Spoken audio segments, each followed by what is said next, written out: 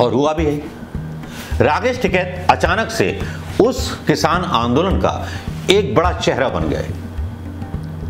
सिख किसान नेता कहीं पीछे छूट गए, क्योंकि जिस तरह से गुर्जर का आना, धमकी देना, घेराव करना कैमरों में दिखाया जा रहा था, लग रहा था कि एक लाइव फिल्म चल रही है जिसकी राजनीतिक जमीन और राजनीतिक स्टोरी चैनलों के द्वारा सरकार ने लिखी है। सच्चाई नजर इसलिए आती है क्योंकि जाट बाहुल्य क्षेत्रों में भारतीय जनता पार्टी को पूर्णतः बहुमत मिला। भारतीय जनता पार्टी ने बहुत बड़ी पॉलिटिक्स करके भारतीय किसान यूनियन को तोड़ने में कामयाबी पा ली है। कुल मिला मेरे साथ इसलिए छोड़ रहे हैं लोग क्योंकि मैंने भाजपा के खिलाफ बोला, लेकिन टिकैत जितना बारीक सियासत काटते हैं, जितना मैं जानता हूं, जितना मैंने अभी तक का 50-52 साल मेरी उम्र हो गई, और चरण सिंह से लेकर के टिकैत जी का, महेंद्र सिंह टिकैत जी, राकेश टिकैत जी का सफर मैंने देखा है।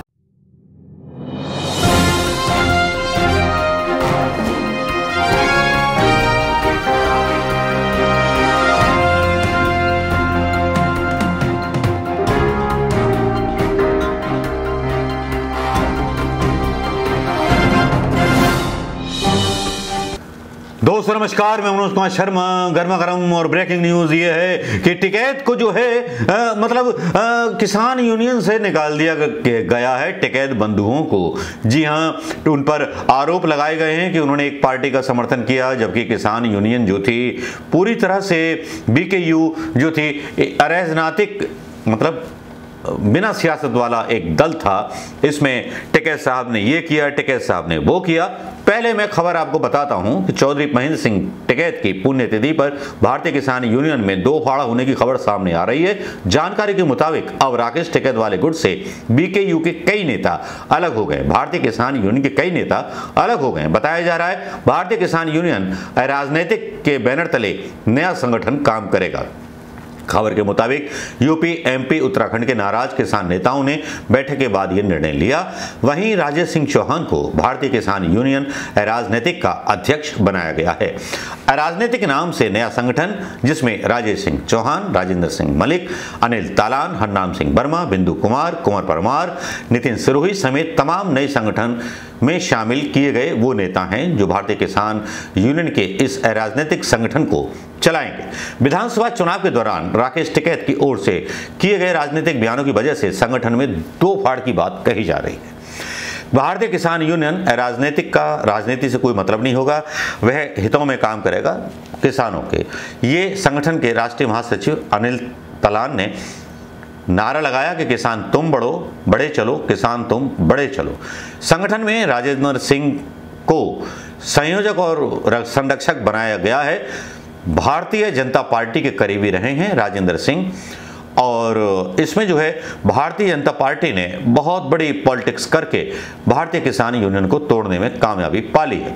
कुल मिलाकर भारतीय किसान यूनियन के इस दल का विरोध इस बात को लेकर के था कि भारतीय किसान यूनियन तो राजनीतिक हो गई है, दूसरी तरफ सरकार से बातचीत करने के लिए तैयार नहीं है, यानी बिल्कुल सरकार के खिलाफ बनी हुई है। इस संगठन में धर्मेंद्र मलिक भी शामिल हुए हैं, अच्छे खासे बड़े नेता हैं।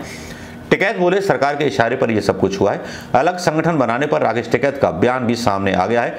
टिकैत ने टूट के लिए सरकार को जिम्मेदार ठहराया।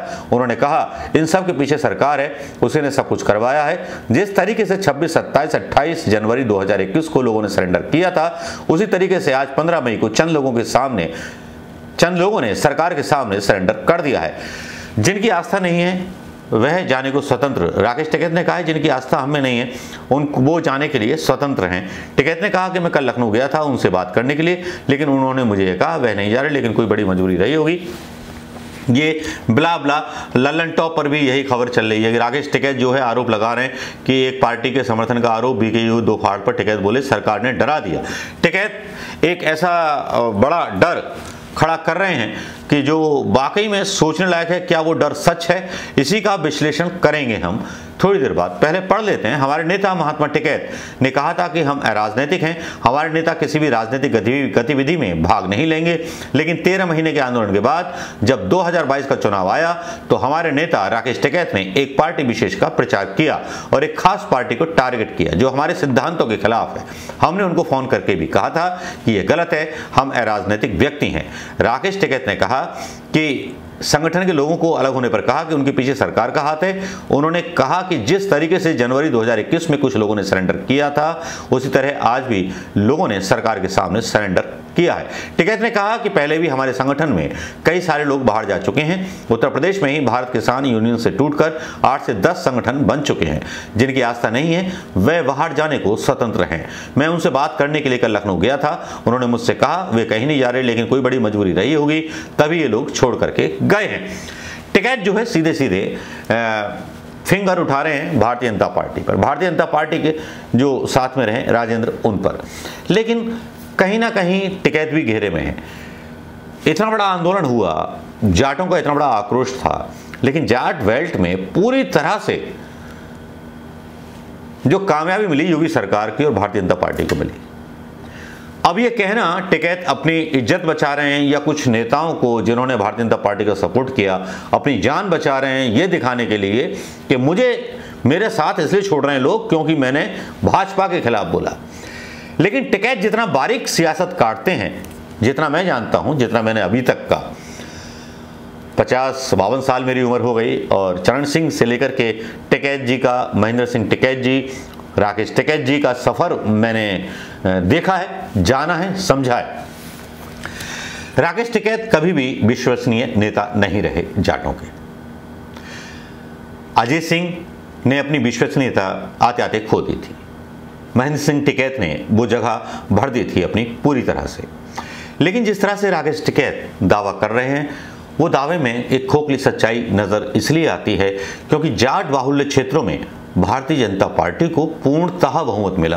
तो ये बात यहीं खारिज हो जाती है कि राकेश टिकैत ने भारतीय जनता पार्टी के खिलाफ प्रचार किया होगा। या तो ये शगुफा है या जानबूझ करके महेंद्र सिंह टिकैत अपनी इज्जत बचाना चाह रहे हैं इस बयान के बाद, या अपने ही संगठन में फूट डलवा दी या भारतीय जनता पार्टी का नाम लेकर के ये आरोप लगा रहे हैं। क्योंकि दोस्तों आपको याद होगा जब पंजाब के किसान वहां पर इकट्ठे थे, एक मामूली आपको एक राजनीतिक आकलन में आपको बता रहा हूं, जब पंजाब के वहां किसान इकट्ठे थे सारे बॉर्डरों पर तो ये आंदोलन कहा जा रहा था सिखों का, पंजाब के सिख किसानों का, ये जट किसानों का आंदोलन कहा जा रहा था। अचानक से छोटी मोटी एंट्री होती है राकेश टिकैत की गाजीपुर बॉर्डर पर यूपी के किसानों को लेकर के। वहां राकेश टिकैत को कोई नहीं पूछता। राकेश टिकैत के खिलाफ गुर्जर, सरनेम गुर्जर भारतीय जनता पार्टी के, वो आते हैं, वो अचानक से वहां पर गुंडागर्दी करना शुरू कर देते हैं। ऐसी ही गुंडागर्दी सिखों के साथ भी होती है। उनके कैंप जला दिए जाते हैं, सबूत जला दिए जाते हैं, पीटा जाता है, सिखों को पुलिस उठा करके ले जाती है। लेकिन टिकैत के खिलाफ एक बयान जारी होता है और वो बयान देते हैं गुर्जर। फिर सोशल मीडिया पर एक तस्वीर वायरल होती है रोते हुए राकेश टिकैत की। शायद वो तस्वीर आपको याद होगी, तस्वीर भूले भी नहीं होंगे। और उसके बाद जैसे सिख चेहरे कहीं भीड़ में गायब हो जाते हैं, राकेश टिकैत उस आंदोलन का चेहरा मीडिया के द्वारा बना दिए जाते हैं। उस मीडिया के द्वारा जो मीडिया कल तक सिखों को खालिस्तानी बोलता था उस समय के अनुसार। राकेश टिकैत तभी मेरी नजरों में लग गया था कि सरकार के साथ बहुत कर्री सेटिंग इन्होंने कर ली है, क्योंकि जिस तरह से गुर्जर का आना, धमकी देना, घेराव करना कैमरों में दिखाया जा रहा था, लग रहा था कि एक लाइव फिल्म चल रही है जिसकी राजनीतिक जमीन और राजनीतिक स्टोरी चैनलों के द्वारा सरकार ने लिखी है। और हुआ भी है। राकेश टिकैत अचानक से उस किसान आंदोलन का एक बड़ा चेहरा बन गए। सिख किसान नेता कहीं पीछे छूट गए। अब सौदेबाजी होनी थी तो सरकार और राकेश टिकैत के बीच, और सौदेबाजी हुई, किसान भी लौटे, सब कुछ लौटे और किसानों का आंदोलन फुस हो गया। अगर राजनीतिक आकलन आपको करना हो मेरे तरीके से जो मैंने सोचा है